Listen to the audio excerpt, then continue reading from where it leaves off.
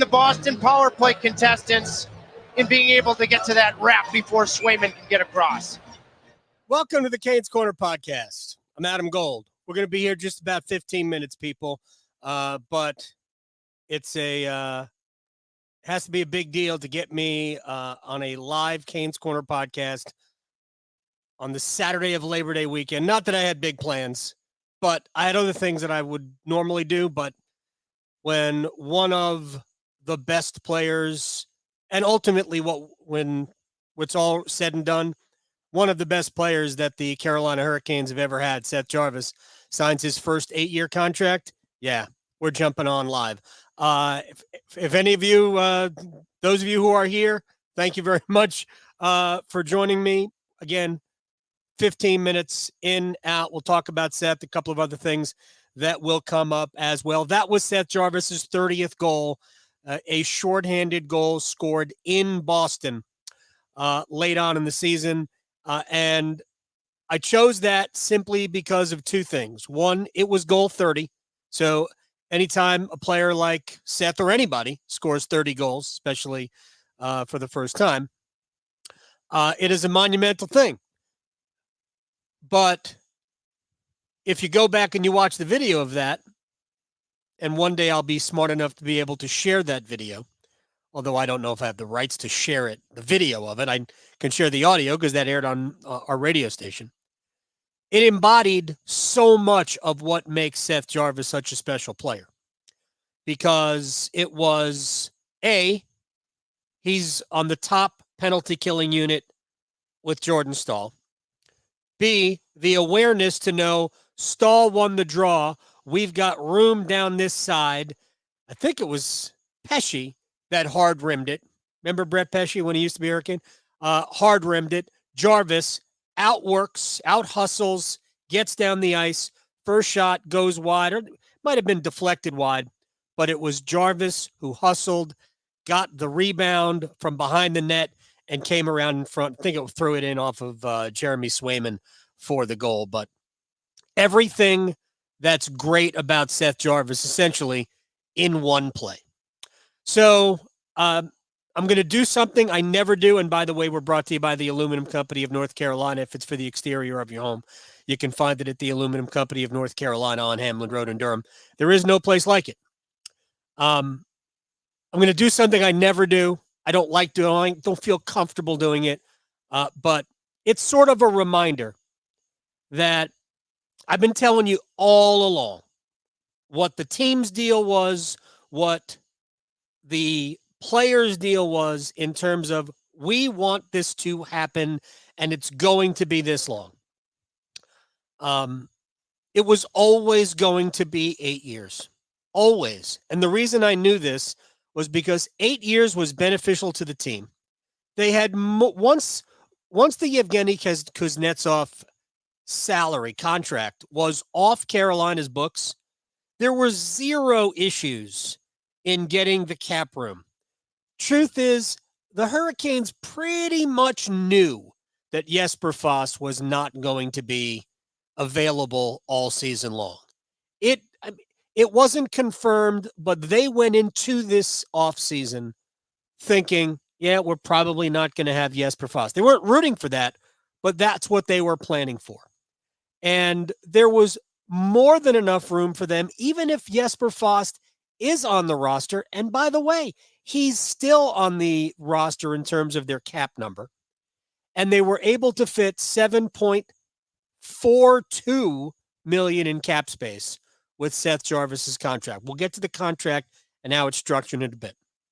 But there was never a time, once Kuznetsov deal was off the books, they were always going to be able to afford whatever contract Seth Jarvis got. Even if it became 8.5, they were going to be able to afford it. Because what the salary cap numbers and all the places you go to find teams' cap room or cap number, what those were taking into account were contracts that the Hurricanes could remove from their obligations in terms of the cap. Right now, without a rookie having made the team, the Hurricanes have 14 forwards In there, 14 forwards and 7 defensemen. Is it 14? It's 13 forwards and 7 defensemen. And no, 14 forwards, 7 defensemen, and 2 goalies. And they've got like the max. I doubt they carry the max. And that's with Jesper Fast right now in tow. And they can obviously long-term injured reserve that and kick another $2.4 million off the cap number. And my suspicion is they'll do that to build cap space for the, although I'm not sure you can do that. I don't know how the rules work there, but they'll do what they can to build cap space for the deadline just in case. So I don't believe they're ever going to carry. I don't think they're going to carry 7 defensemen. I don't think they're going to carry 2 extra forwards. I think that number will be 1. And whoever that is remains to be seen. Anyway, so it was always going to be 8 years. I've been telling you that since the very beginning. When other people were trying to say, well, it could be a bridge deal. The bridge deal only benefits the player. Only benefits the player. The team knew that kicking the contract down the road 2 years in a bridge deal hurt them, because then Seth Jarvis with 2 more 30-goal seasons isn't somebody you can get for a cap number of just less than $7.5 million a year. That number is $9.5 million. Like, they learned their lesson to an extent with the Sebastian Aho offer sheet. They learned their lesson that year. So the team wanted 8 years, and the most important thing here is that the player wanted 8 years. So it would benefit Jarvis to say 2 years at 6.5, knowing that 2 years down the road, he might be able to really score big. But Jarvis wanted 8 years. This is where he wants to be, playing for Rod Brindamore, playing with Sebastian Aho and his buddies, eating elk and wild boar at Brent Burns' house for 1 more year. Who knows? Anyway, great deal. The player is spectacular. And he's a guy that is reliable in all situations. Like, I don't have to sell Seth Jarvis to you. He is a phenomenal player. He is a hard worker. He is going to continue to get better. A couple of years ago, actually, I guess it was last year. Man, I don't know. Maybe it was 2 years ago. We were having a discussion about who's the Hurricanes' best natural finisher. I think the answer is Seth Jarvis. I don't think it's Aho. I don't think it's Svechnikov. I think it's Seth Jarvis. Maybe it might be Natchez. Anyway, dynamite deal for Jarvis. Great deal for the Hurricanes. And he'll come to town next week after Labor Day. Not that that's a big deal in Canada. I don't know. But Labor Day, I'll spell it with an O-U-R just because. And they'll have a press conference at PNC Arena with Jarvis and Eric Tulsky, and we'll all fawn over number 24 and those T-shirts. Yes, those T-shirts with Jarvis hugging a big bag of cash are available for purchase. We joked on the radio that if I were the Hurricanes, I would sell them. But Jarvis, 30-goal season, second on the team in goals scored to Aho, second in points to Aho, second in game-winning goals to Aho, first in power play goals, first in shorthanded time on ice. Actually spent more time on ice shorthanded than the captain did. He's an all-situations player. He's a top-line player. He is If Seth Jarvis were 2 inches taller, I kid you not, he would be talked about as one of the best players in the league. But at that size, at 5'10", $180, it's going to take a while before he's a proven commodity around the league. And the truth is that this was the first time he broke out, and it was just a 67-point season. Remember last year, less production in more games than year one, But those of us who watched him every game knew he was better last year than in year one. And this year, he took a monumental step forward. If he gets better, and he will, who knows? Who knows? So think about this, and we'll move on to another topic right after this because we're actually going to talk to Seth next week when he gets to town. For all of the gnashing of teeth of the Hurricanes, the window is closed.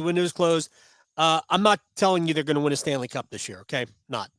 But I think they're a playoff team. I'm confident they're a playoff team. Think about this. My dog is a huge, huge Jarvis fan. Aho still has room to get better, and I think he will. And his contract kicks in this year, 9.75. Andrei Svechnikov, there's room, right? We know there's room for Andre to get better. Marty Necas, 2-year deal. Room for Marty to grow. Seth, growth.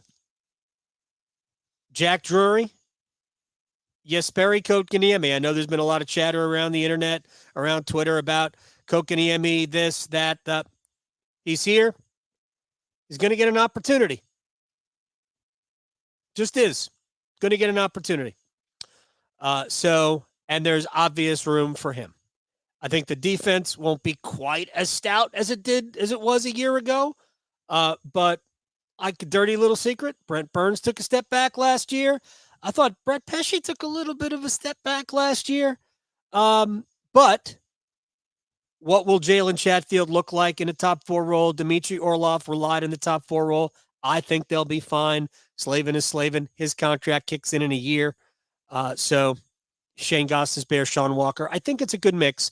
And there are reinforcements on the way in Scott Morrow, Alexander Nikishin, and maybe some others. So things are looking very, very good. All right, real quick, I want to get to two more items, and there's no way we're doing this in 15 minutes. Unfortunately, it's going to be 20.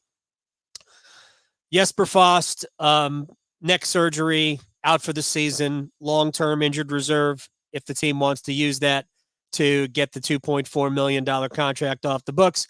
And what it likely means is the end of his Carolina Hurricanes career. And that makes me sad.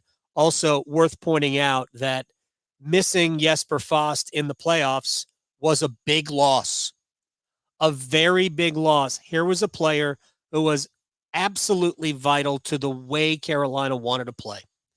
They didn't have him. I know he gets hurt in the last game of the season, unnecessary game in Columbus. Honestly, I don't remember the player in question, but kind of an unnecessary incident. But I stopped short of calling it dirty play, but it was kind of unnecessary.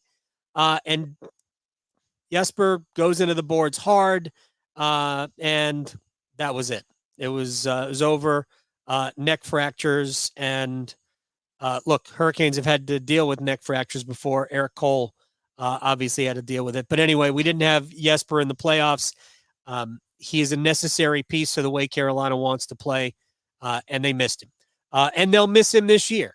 Who the replacement is for that, they've already planned for not having Jesper Fast. So in their minds, the replacements are either in-house or maybe it's a rookie. And that's something we'll get to at a later time. The rookie showcase is September 13th through the 16th in, I think it's Nashville. And then training camp. Maybe Bradley Nadeau, Jackson Blake, Felix Ungersorm, or somebody else will kind of make a mark, leave an impression, and make the same decision easy as Seth Jarvis did 3 years ago. Remember, Seth was going to head back to, what was it, the Western Hockey League. He was going to head back to the Portland Riverhawks or whatever they were, and which he honestly would have been bad for him. And he stuck around. Nino Niederreiter suffered an injury. It opened the door for Seth Jarvis to jump on the ice. He didn't come off. Never came off. So we'll see what happens with any rookies coming up. One final thought about the Jarvis contract. So the money actually is $7.9 million in an average annual value, but 15.5 million roughly is deferred signing bonus. So what it has allowed Carolina to do is actually find a loophole in the salary cap system and knock the cap hit down to $7.42 million per. It's essentially a $500,000 cap break for the Hurricanes on the bottom line. And it's not the first time they've done this. I don't know that any other team has done this, based on Frank Saravalli from Daily Faceoff, who wrote about it really well today and explained it. Jacob Slavin, in his contract, also has about a little less than $4.5 million in deferred bonus till the contract is over. And that's when Jarvis's money comes due. That bubble payment, if you will, is due after the contract expires. So, and the same thing with Slavin, although it wasn't significant enough to really dent the cap hit. The cap hit on the books looks like 6.4, but the cap hit is really 6.939 or something like. It's negligible. But my guess is that the trial balloon of the Slavin contract with deferred money to lower the cap hit, which was signed off on by everybody involved, the league, the Players Association, all agreed to it. And now we're talking about a $500,000 cap break.